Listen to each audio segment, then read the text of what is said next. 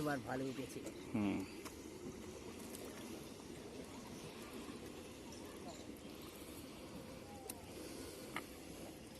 পড়ে যাবে লড়াস না।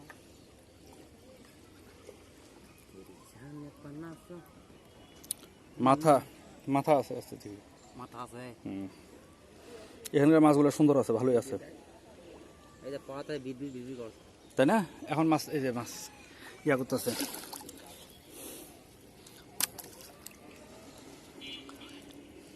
চল এবার চল, নৌকা বাইতে পারো? বদল হয়ে আছে।